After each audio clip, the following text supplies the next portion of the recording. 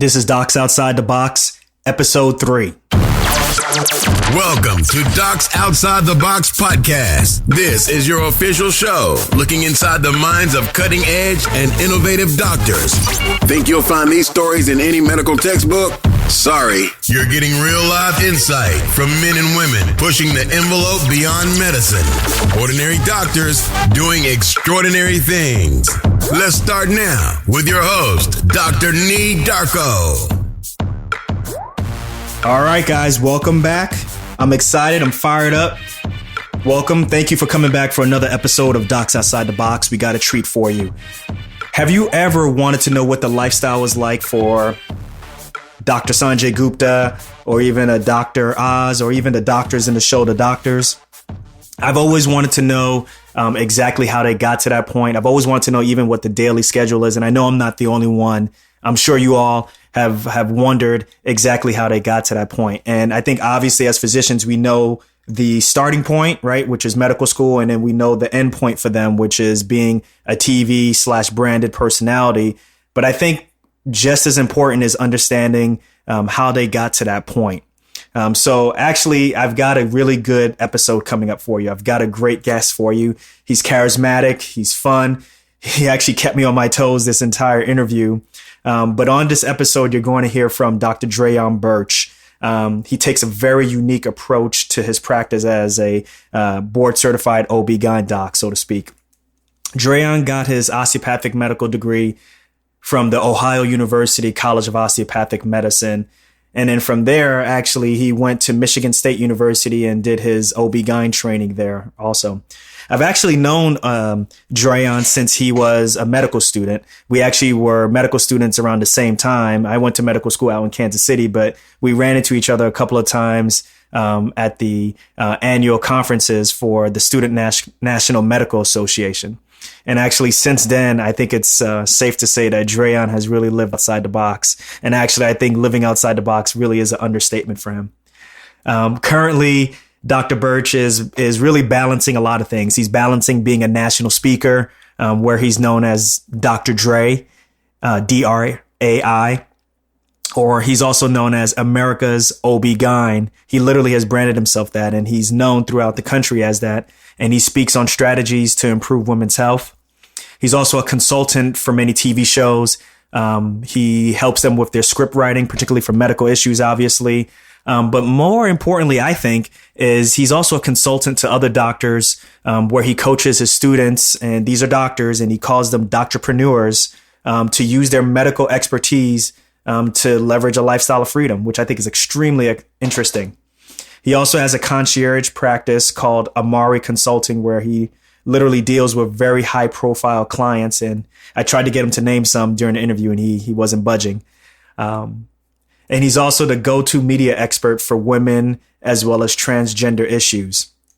He's been featured on numerous media affiliates on CBS, on NBC. He's been on HuffPost Live. Go look him up. He's been on Good Housekeeping, Women's Health. He's been on different media affiliates for Fox. He's also been on the Tom Joyner Morning Show. He's been on CNN. He's been on the HLN channel. I mean, there's so many to list from. You literally have to go and Google him and look that up. He's also the brand ambassador for Astroglide. No description needs to be made after that.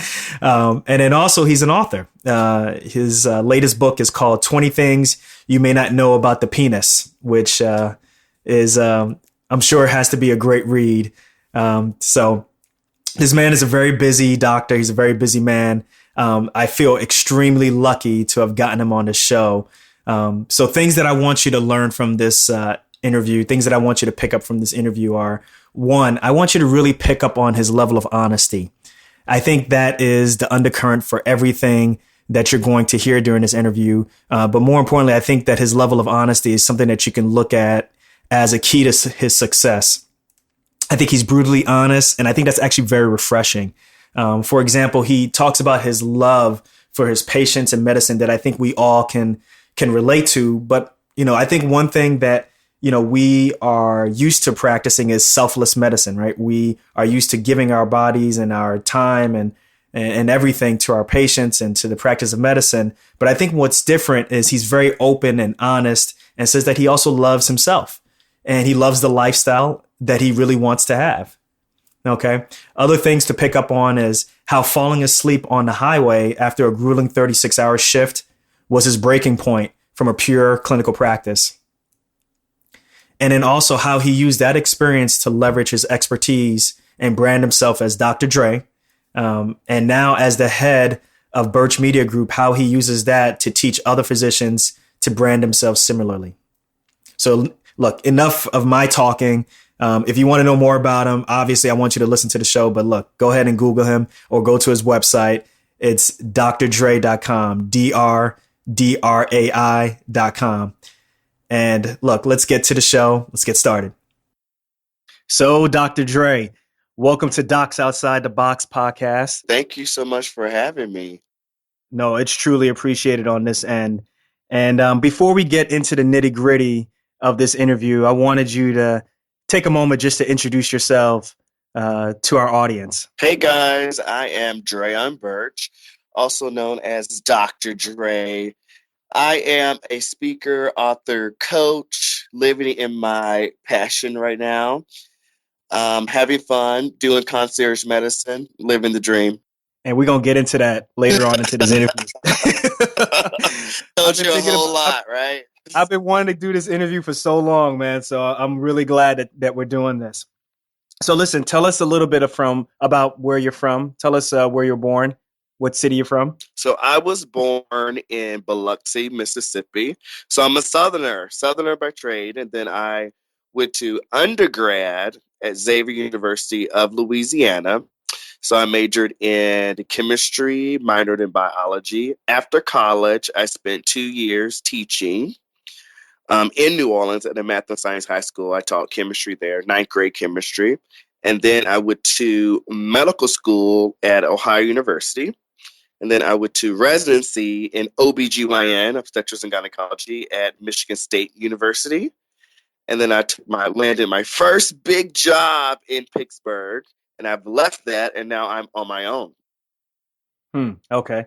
Now tell us about Xavier, because from what I hear, Xavier University is like literally a mill for pre-med students looking to get into medical school. It has to be putting out the largest amount of African-American medical students and physicians out in the world. It still is, yeah. So I probably have about 500 Black doctors in my cell phone because I went to Xavier.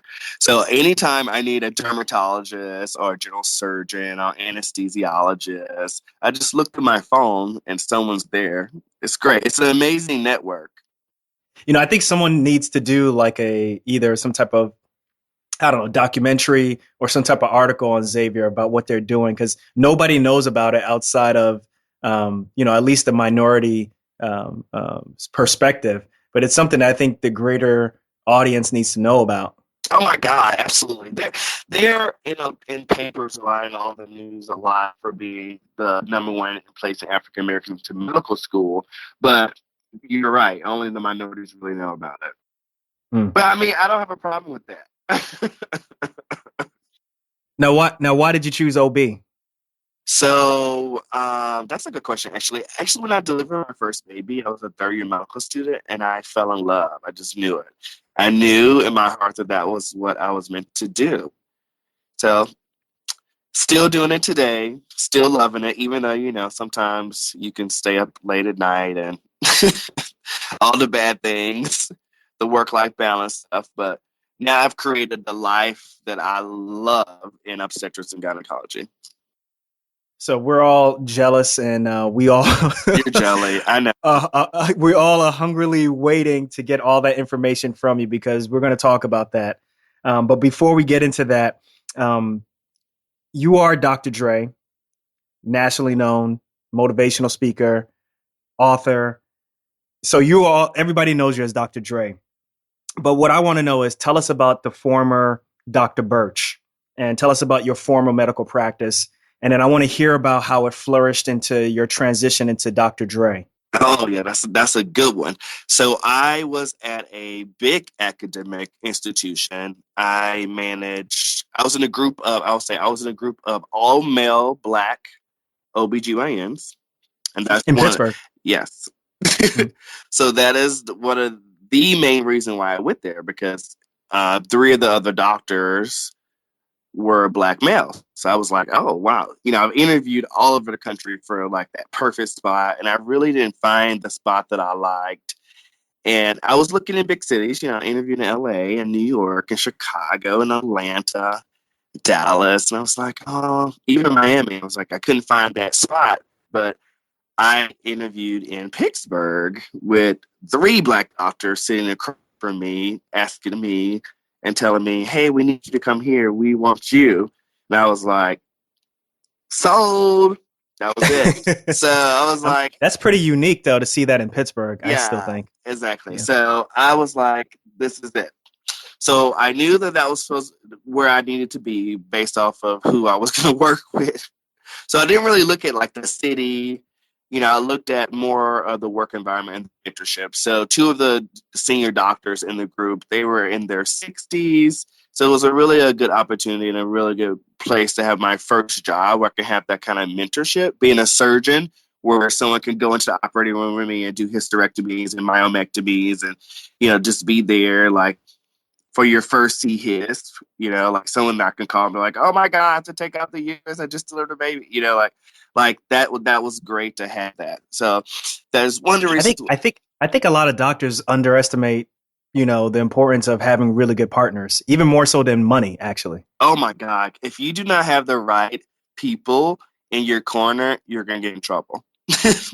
Especially if you're a surgeon. So you definitely need to have the right people in your corner who you can call at any time and who has your back. Because, definitely being a minority physician, you just know there's always some issues that someone's going to find. So, Absolutely. you definitely need to have someone to have your back when, someone says some bullshit, basically. Absolutely. So, I'll just leave it at that. So I managed 10 offices. So I was part of the community division at the university. So I managed around 10 offices. It fluctuated between 8 to 10. I took care of the transgender population, the LGBT population. I took care of the urban population, minority population there in the city. So super, super, super, super, super, super busy. And I also ran the Subutex clinic there for Oh my goodness. moms. Okay. Yeah. For moms who were, previously addicted to heroin or opiates. So I took care of them. So very, very busy. Definitely being a young doctor out of residency, you say yes to a lot of things. So, the chair comes to you and say, hey, I want you to do this. Oh, okay, yeah, sure. You think it's all fun and learning until you realize that you have no time for yourself because you're taking care of everyone. So, it was a very busy practice, on call every 3 days. So on call every 3 days, which is a lot. Delivered about 15 babies a month myself. So high volume practice. Surgeries, maybe 10 surgeries a month. Super, super, super busy. And I had to teach at the medical school. So teach at the medical school, mentor medical students and residents. So it was a lot of residents at the university. So you have to chaperone them for their surgeries, let them catch babies, let them come to the office with you. So it was a lot of work around that. So it sounds like a dream job, master, jack of all trades, though. But I learned a lot. It was kind of like I always say it's kind of like haze, like pledging again. Like it's like you're getting hazed and pledged to be part of this like big institution. It was great though because now I'm like super prepared for a lot of things in life.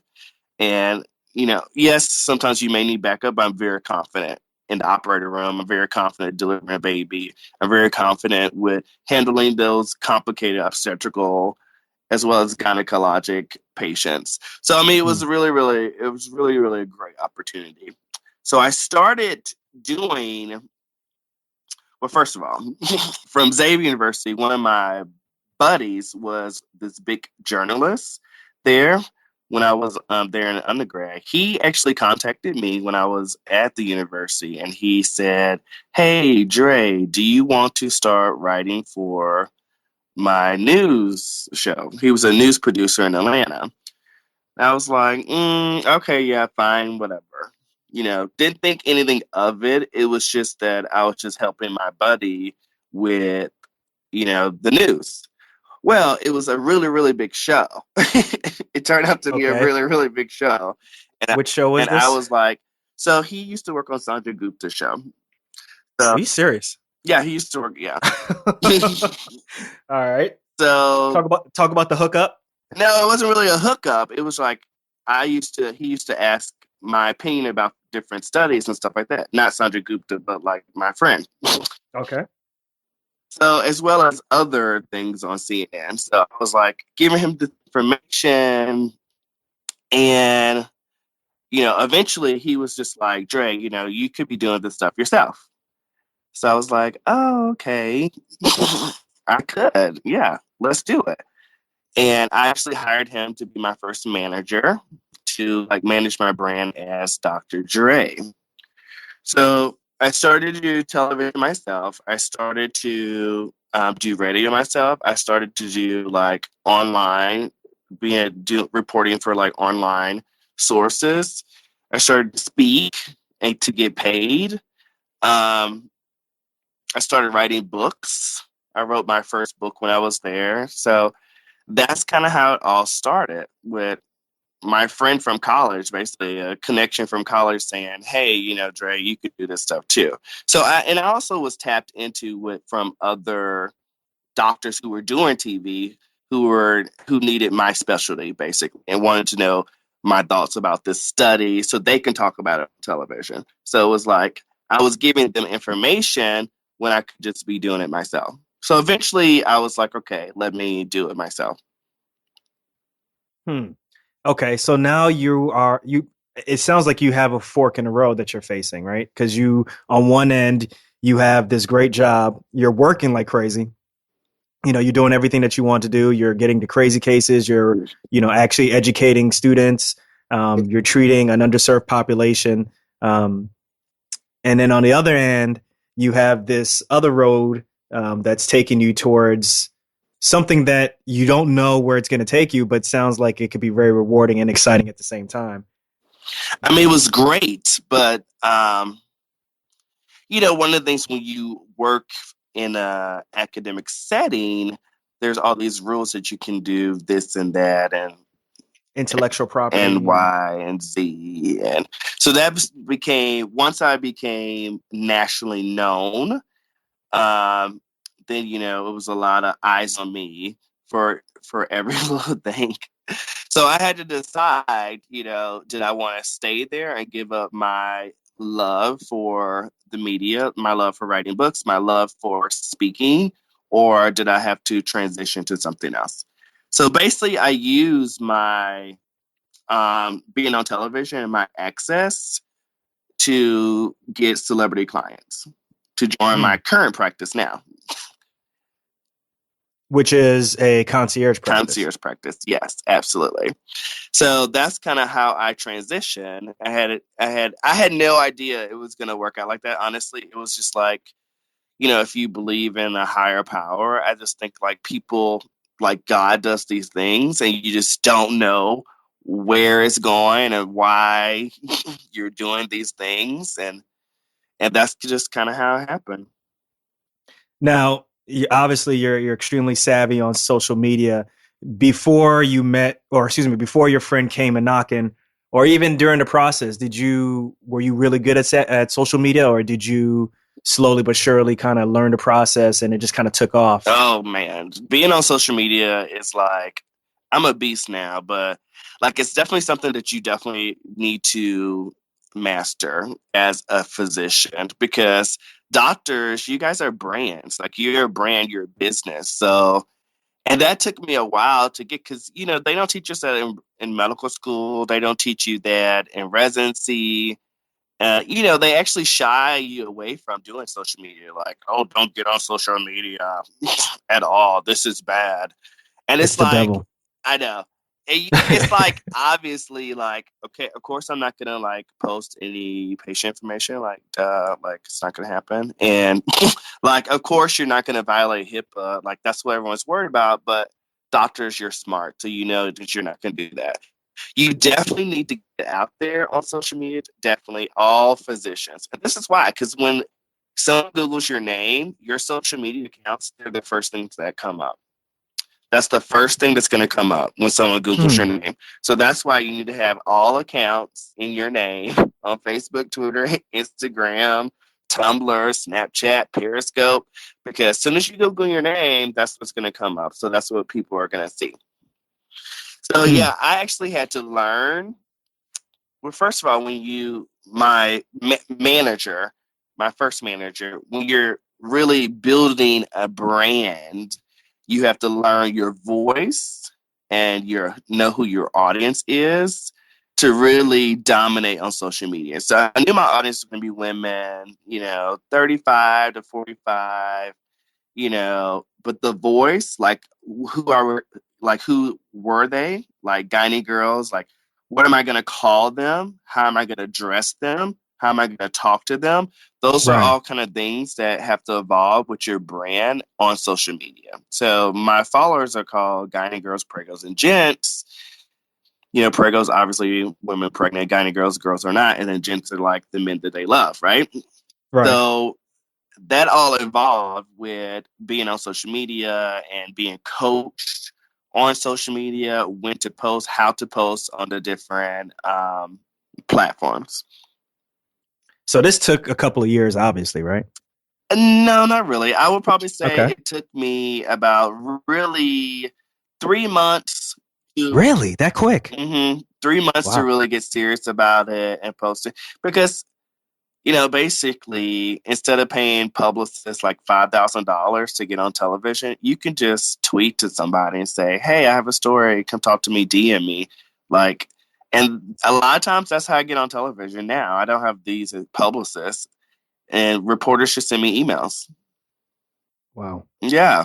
I mean, it's a different time now. Like the amount of access that we as just the general public have to the traditional news source. It's so easy now, right? I mean, it's amazing, I think, actually. So it's great. And I tell any doctors, if there's any story out there that you can talk about, tweet your local, reporter and just talk to them about it. Like reporters and journalists and reporters are always on Twitter because it's like happening all the time, 24 hours a day, minute by minute. And that's what they live by beat. So they're always on Twitter and they're always listening to what's hot and what's new out there to report. Okay. So you're pretty open on your website about, just the story of how you became interested in medicine, and how this interest came as a child, and you developed this love for medicine. But the thing that I really appreciated about that story was you love your patients, you love medicine, but you were very clear in saying that you also love yourself, and that also prompted the change. Can you tell us how this change, led you to where you are right now? Specifically, even more so, how did you create Doctorpreneurs? Tell us about Doctorpreneurs. Why is it out there? I think we all want to know. So this is what happened. So, I had this busy job, running around like crazy, right?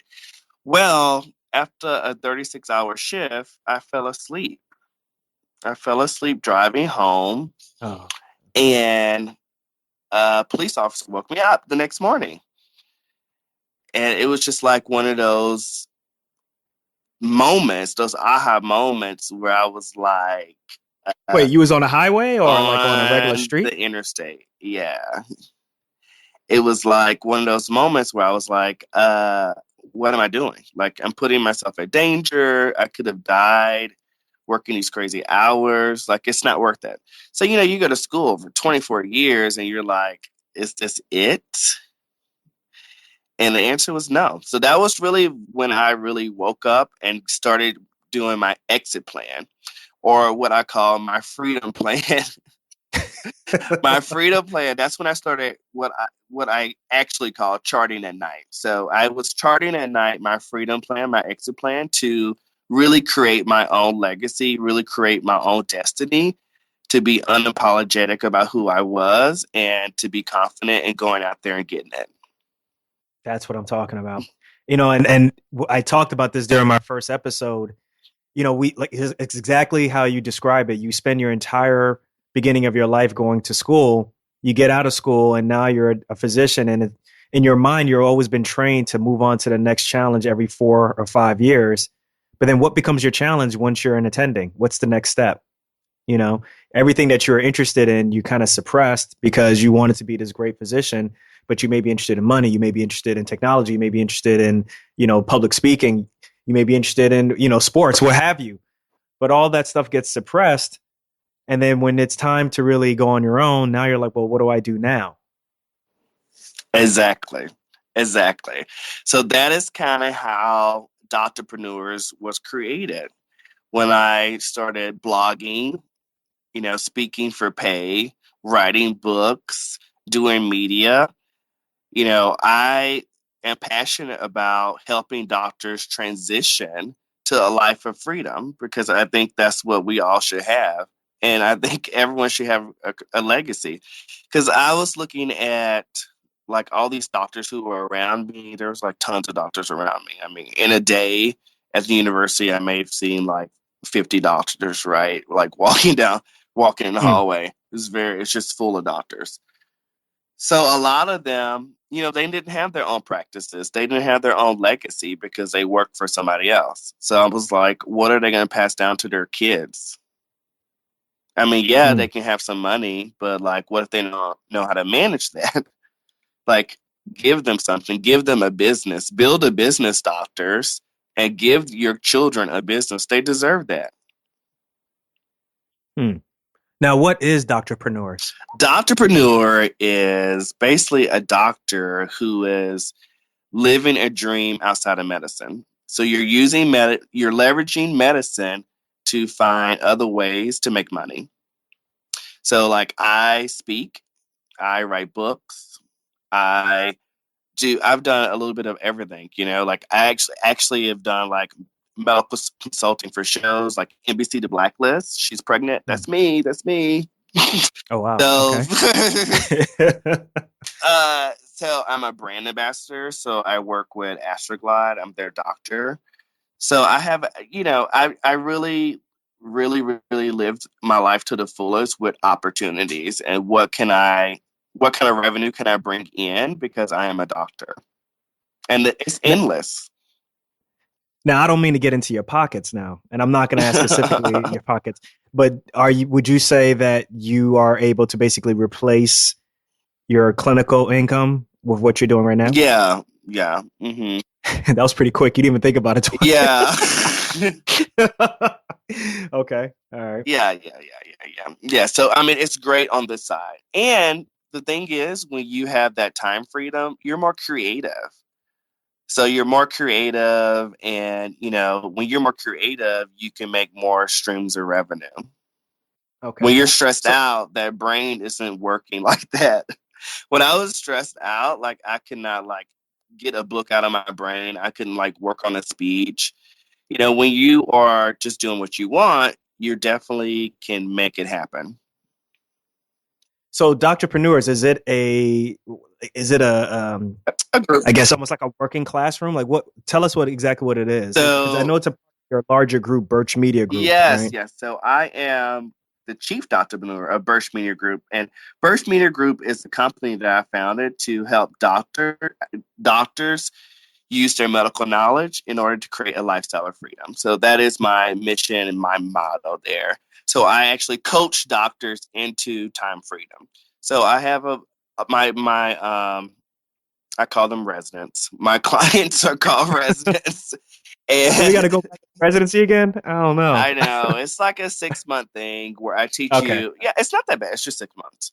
You talk to me it's like one-on-one personalized coaching. You talk to me every week, and I teach you really how to brand yourself and how to build a business. So we go over like how to blog, how to do videos, how to do social media marketing, how to do email marketing, how to do drip campaigns to sell your products, how to do Facebook ads, Instagram ads, Pinterest ads.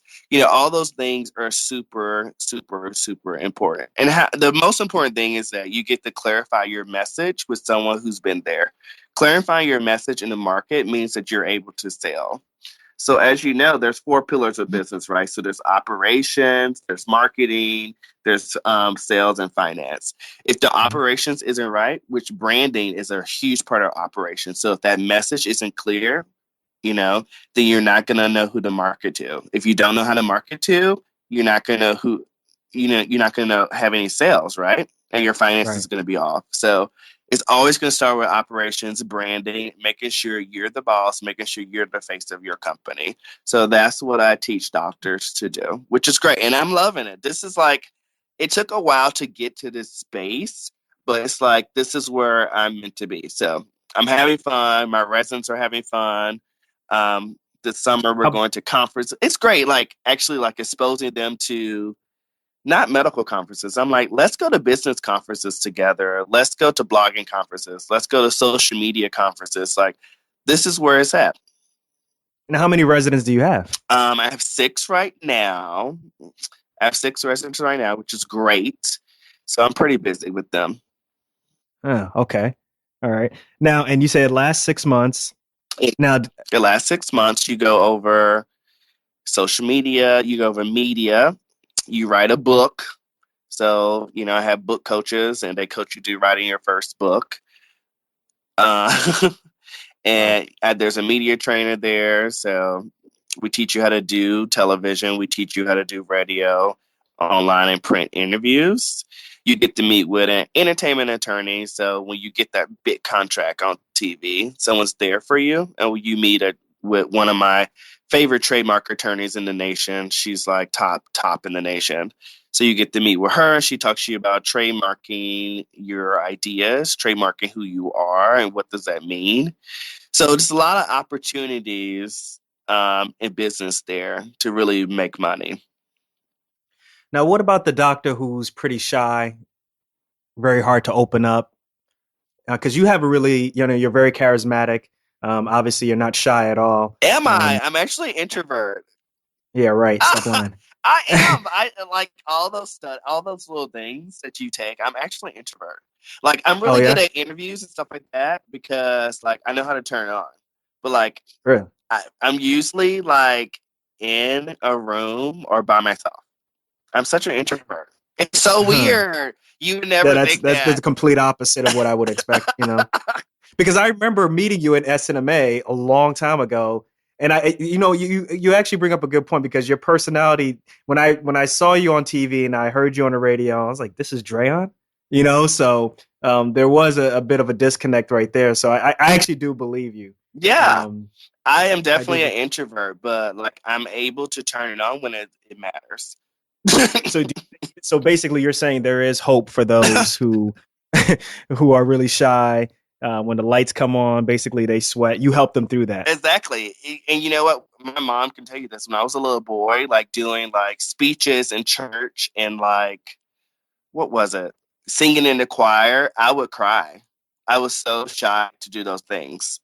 So my mom, she's always cracking up when she hears me on the radio or sees me on TV because she knows that I'm really like that introvert and like that shy guy who doesn't like to be out there. And you'll see, I'll go do like little on social media. A lot of my social media posts, by the way, a lot of it is automated. Like I have systems in my business where I don't actually have to be there. It's like it runs on its own. Like if I'm in the hospital or something, the business will definitely run on its own. You won't know that I'm not there because I have systems for everything. You can't reply while you're operating. Yeah, exactly. So like, it's so funny. Like, people are always commenting with me on social media, but sometimes I haven't posted for like 2 weeks and I'm just like writing a book or I'm like working on speech, but that's my introvert side. All right. Well, okay. So you're like, what? I mean, but you got too many like seriously, Draion is like mad slashes at the end of your name. Like there's, author, speaker, doctorpreneur, and now also you CEO have your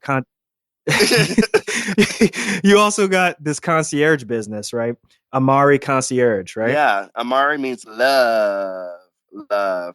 So I always talk to my patients about loving themselves. So that is like the biggest thing. I've learned that women have so many issues with relationships, right? So they have relationship problems with their mom, their dad, their kids, themselves, their boyfriends, their girlfriend, their aunts. Like once you find out what that relationship where the problem lies and you fix that and they learn to heal and love again, health always follows, good health. Like once you get that stuff in sync with their relationships and love, always good health. And that is like my tip, my biggest secret. And that's Your why, medical tea. yes, that's why I call that company Amari Concierge. That's where it came from.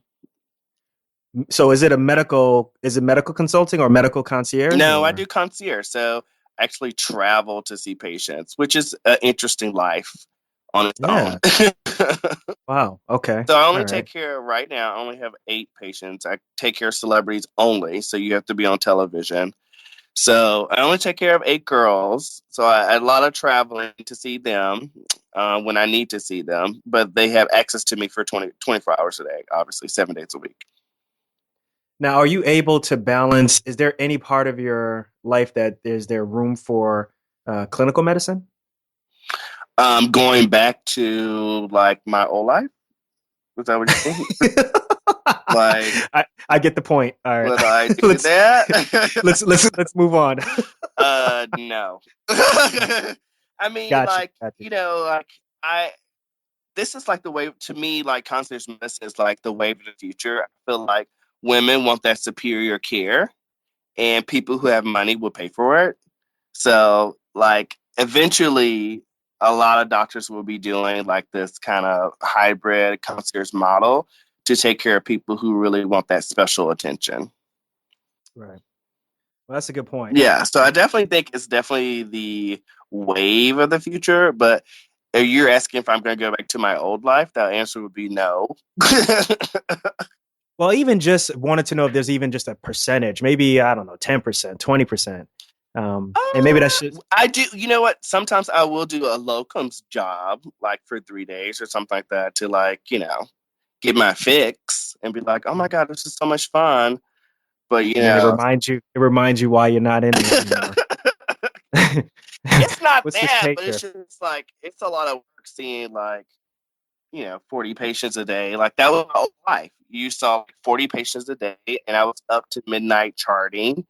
And this is what I used to do every day. Like I would get up at 4:30. I would go to the gym and shower, eat or whatever. Go to work, round, and like go to the hospital, round in the hospital. Make sure there's no drama going off. Then I would go to the office, see 40 patients, deliver babies in between. And then I would go home and go to sleep. And then I would get up at like 8 or something like that. I would get home like at 6 or something, go to sleep for 2 hours, get up at 8, chart until like midnight, 1 o'clock, because obviously seeing the volume of patients, you can't like do all this electronic medical record BS all day, right? Now that's if you're not waking up on the highway, right? Exactly. And then I'm like, dude, I don't want any of that. Okay. Gotcha. Yeah. That's like that's like great for someone just out of residency, so you can really learn what you don't want to do. That's a good point. Very good point. Now, I took a look at your links, and I've been following you for a while. Oh been my looking God! at your Look at you, YouTube stalker. videos. I am a stalker. That's how I get my guests.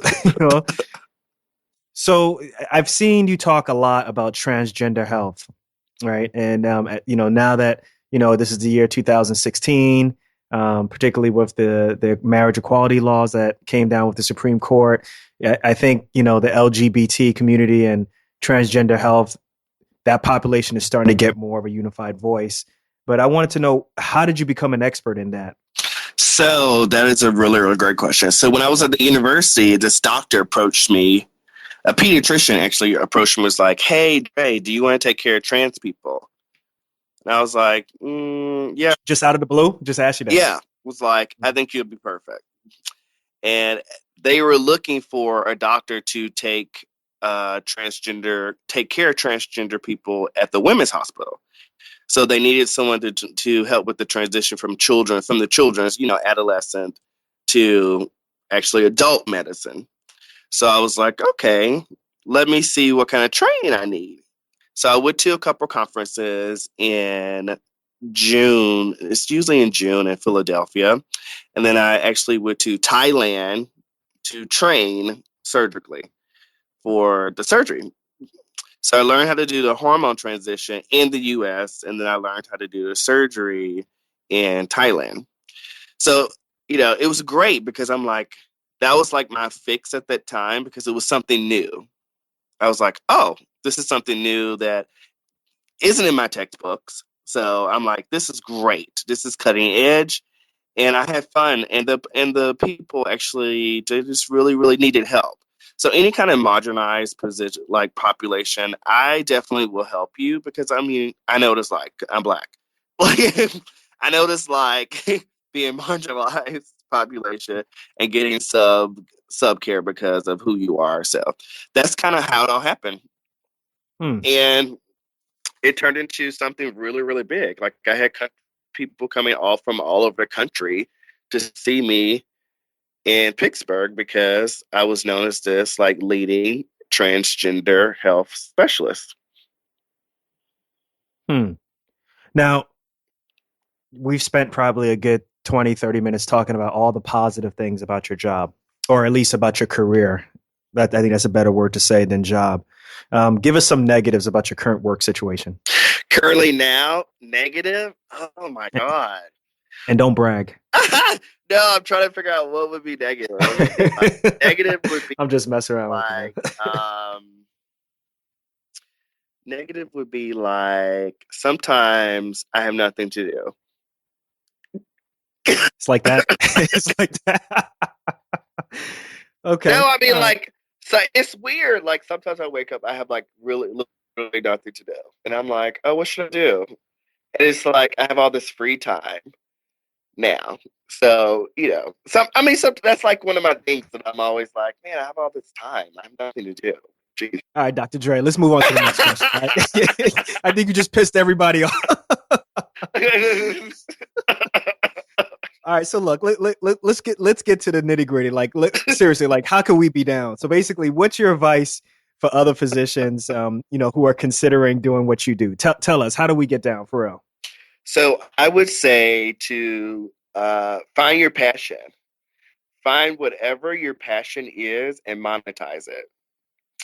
So the way you're going to monetize it is hire someone that knows way more than you that will teach you how to do it. So that was one of my biggest secrets is I actually hired a coach to help me transition. I knew what I was doing, but I was like, when it came to building a business, I did not know how to build a business because, we didn't learn that in medical school, obviously.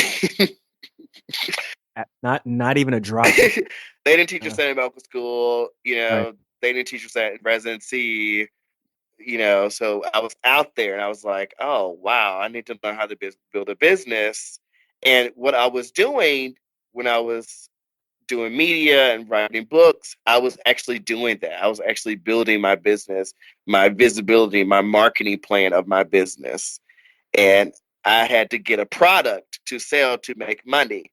And I figured out through coaching that I am the product. So doctors, you are a product.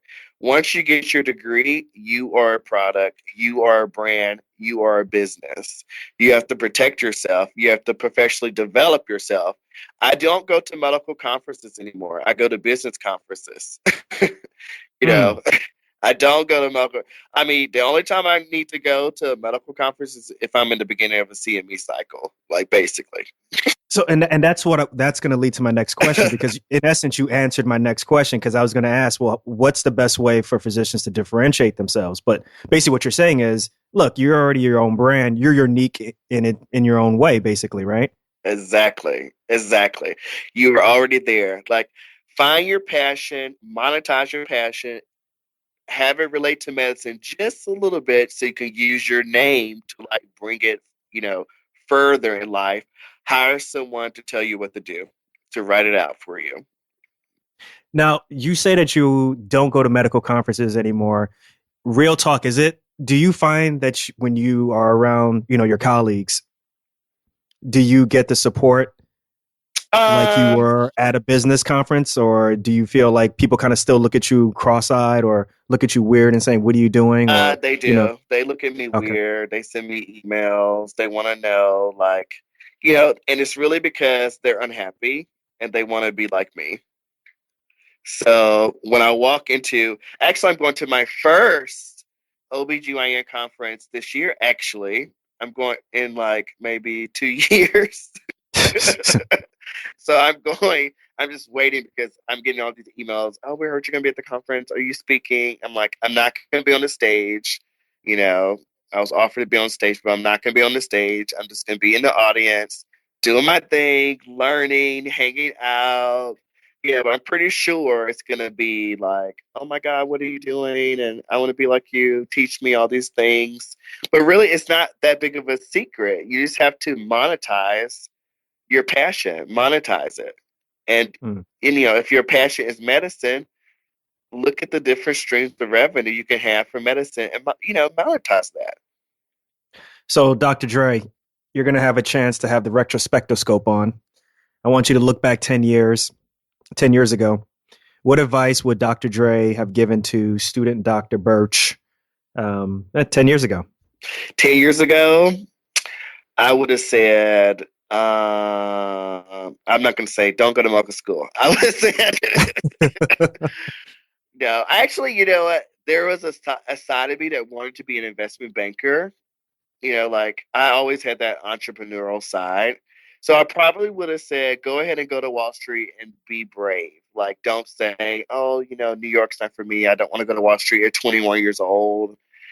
I'm not really sure. I probably would have said, take a chance, go to New York, make those connections, and then go to medical school because who knows, like, how great I could have been if I would have been on Wall Street for a while and the connections I could have, like, right now, like, knowing a network of angel investors would be like huge, you know, where I'm like, oh, you know what? I have a list of them. I have a list of billionaires. Let me just figure it out. Let's call this person. Like, that would be huge right now when it is when you talk about building a business and helping other doctors build their business. If I had a list of that would be great. So another thing, when I was in college, I had an opportunity to travel abroad to go to China. I think it was to China, going to China for 6 months. You know, I did not go to China for 6 months because I was pledging and wanted to have fun and be a college student. Like, I would have taken that opportunity because I would never go. I mean, I guess I can go to China for 6 months now. I was about to say, what about those times when you wake up and you have nothing to do, like you just said before? you know? Yeah, but I mean, like, who has that time in their life to go to another country for 6 months? Like, really? Like, no one. Not even you. Yeah, exactly. So I'm like, exactly. I would be like, oh my God, I have this and this and that to do. So I think that was those two were probably my biggest mistakes that I've made when I'm looking back and say, oh, I should have with the China for 6 months. Once again, who knows who I would have met in business over there who can change my life now. You know, who knows because I had an opportunity to go to Wall Street when I was in college, but I turned down that opportunity because I was pre med. I was like, well, I Right. was pre med, and I don't know anything about finance. Like, and they're like, you don't really need to. Like, we can teach you everything you need to know. And I'm like, what? This doesn't make any sense. So, I did not take that opportunity because I was just scared at the moment to move to New York and take that big leap in that kind of environment. But now, I would have said, grab your balls and go for the gusto. Well, you did that just now, actually. 10 years later, you did it, in essence, basically. So I did. I'm winning. exactly. Exactly. So Dr. Dre, what's next for you? And whatever is next for you, is it going to be outside the box? Oh my God, of course it's going to be outside the box. So I'm actually working on a screenplay, and that's what I am doing. I've been working on the screenplay for about 2 months now. I can't give you too many details, but this is like my first little baby project I want to see on the big screen on television. So Hmm. I'm excited about that. It has a lot to do with entrepreneurs and really with my company. I'm creating talent. I'm creating like, it's weird. All my residents are black, and I didn't really expect them to be black. I didn't really like, you know, say I want black people. I just put the information out there, and that's kind of who are flocking to me right now, or They're black. gravitating to you, Yeah. right? So I'm like, I'm not sure why. I don't know. I mean, they all come to me for several different reasons, but I'm like, it's so ironic that they're all black. But basically, I'm just creating black talent, like black authors, black business people. Like, Well, I think everybody has to have their niche. That's your niche. I don't, that's what my coach, like, she was like, Dre, maybe that's it for you. And I was like, really? Oh, okay. Because like my groups that I put my information out in they're so much multicultural. They're every race in the book in there.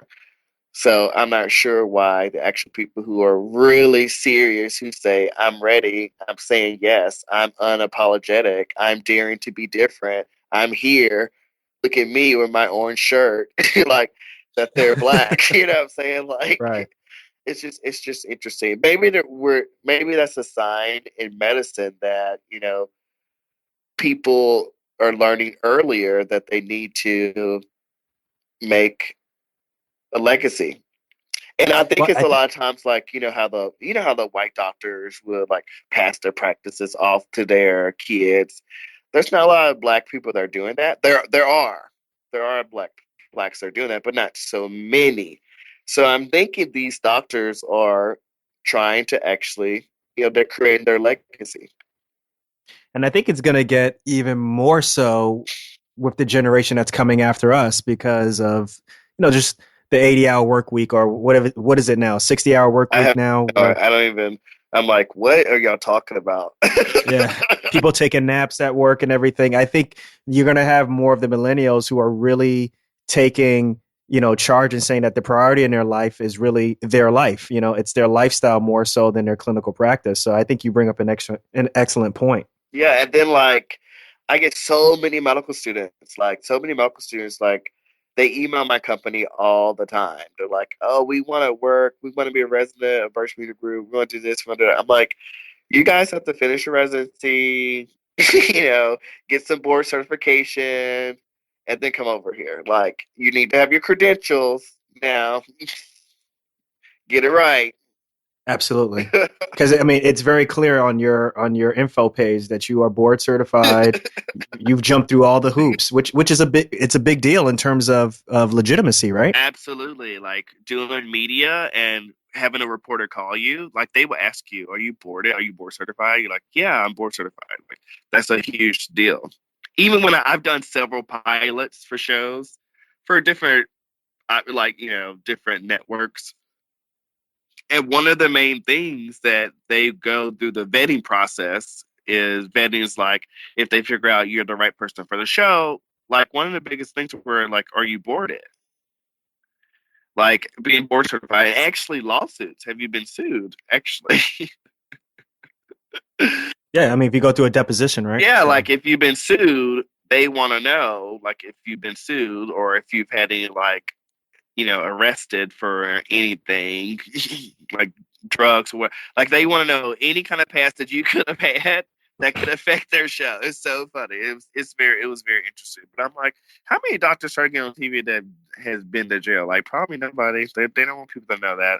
I was like telling the executive producers, I'm like, usually doctors would not want people to know stuff like that if that happened to them. right, right. They're like, you'll be surprised. I'm like, okay, I guess. I mean, I guess someone's trying to go through the system.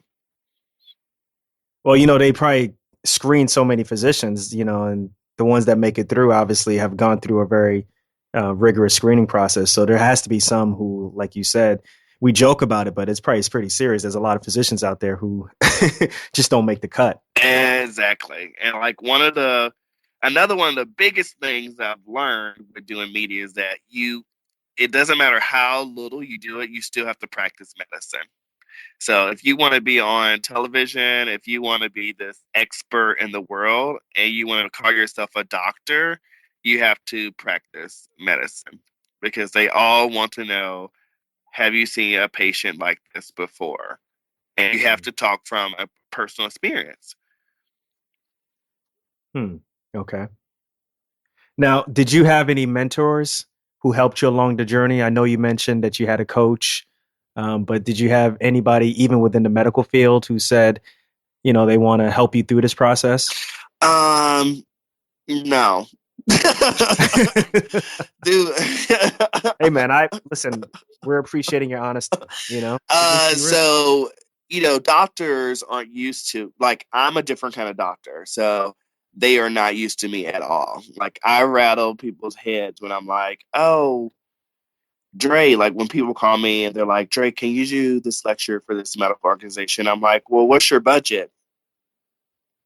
All right. And they're like, what? And I'm like, what's your budget? Like I work for myself. So, I have bills just like you. Like I need a budget. Like, what is your budget? And I can tell you what I charge and we can work on negotiating my rate, but you're going to pay me. If you don't pay me, then the quick answer would be no. Like, it's great. I love when people are like, we don't have a budget. I said, well, I am not for you. So you need to go and find someone else, which is great. It's wonderful. I'm like, good luck on your conference. I hope it's phenomenal. But don't you think that makes us really weak? Like, for example, what you just said it in a very unapologetic, confident way, right? Talking about money. Like, we're trained not to feel confident about that. We're trained to actually ignore that conversation and to shy away from that. That's a problem for us as physicians, don't you think? Don't you think that makes us at a big disadvantage? It's huge, and that's why you guys negotiate terrible contracts, because you guys don't know doctors just don't know how to talk about money. And I talk about money all the time. Like, I do. Like, this is like, but I'm around money people. Most of my friends are in business. So, like, I talk about money all day. Like, this is what I do. Like, if I'm going to speak for your organization, you're going to pay me. If you want to invite me to do a book signing, you're going to buy some books, pre-purchase books from me before I even get there. So I'm making money from the top. Like, this is, if you want me to work with your company to be a consultant, you're going to pay for that. I mean, it's all about getting paid. I just don't understand why doctors have an issue with that. Like, it's crazy. It's crazy. I'm like, there's so much money out here, and regular people, by the way. And I'm saying regular means not physicians. Like, there's regular people out here who are making tons of money just being who they are, and they're not even a doctor. And look at doctors, you have excess, and you're not taking advantage of it. But I just found out my CPA and my lawyer actually charge more than I do per hour. Yeah, that's crazy. So then you need to change your rate. Yeah. And I'm not berating what they do. What they do is very important. But, when I have my hand on a beating heart, it's just kind of ironic to know that someone who's, using a calculator is getting paid more than me. But you need to change your rate then. Like, and I tell my residents, I'm like, how much are you worth an hour? I mean, I can tell you how much I'm worth.